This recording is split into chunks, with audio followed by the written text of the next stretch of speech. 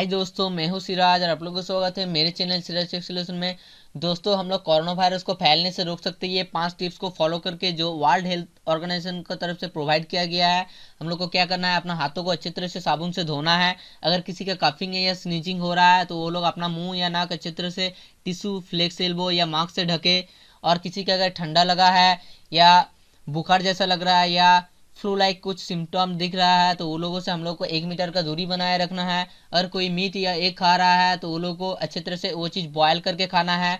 और हम लोग को वाइल्ड लाइफ एनिमल से दूर में रहना है या दूरी बनाए रखना है, क्लोज कांटेक्ट में ना जाए। तो ये सारा टिप्स को हम लोग अगर फॉलो करें तो कोरोना वायरस को फैलने से हम लोग रोक सकते हैं। तो थैंक यू दोस्तों।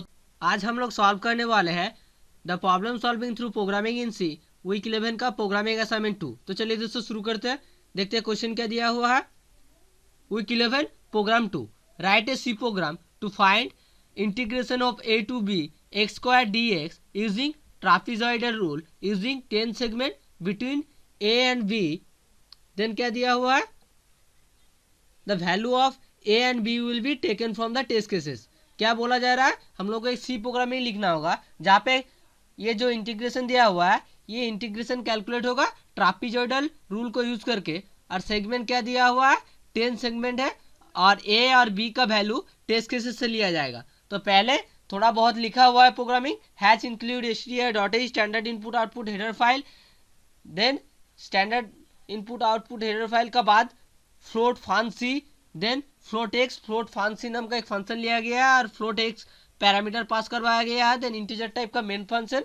देन ब्रासेस ओपन करने के बाद int n is equal to 10 means जो 10 सेगमेंट था उसका वैल्यू इनिशियलाइज कर दिया गया है।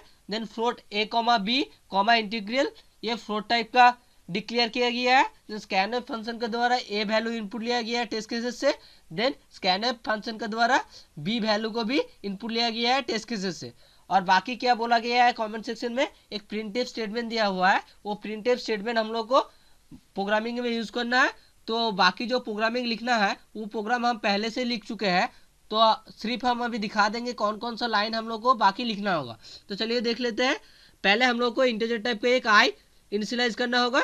Then float h comma x comma sum is equal to 0 ये लेना होगा। देन एक इफ कंडीशन देके चेक करना होगा, if b greater than a then क्या करेगा, h is equal to b minus a by n, ये फॉर्मूला है, कैलकुलेट करेगा h को। देन एल्स केस क्या होगा, अगर वो नहीं हुआ तो एल्स केस में ये फॉर्मूला से कैलकुलेट होगा, h is equal to minus parenthesis open b minus a parenthesis close by n। Then एक फॉर लूप यूज करना होगा, for i is equal to 1 i less than n i plus plus. Then braces open करना होगा, then x calculate होगा। x का formula है x is equal to a plus I into H.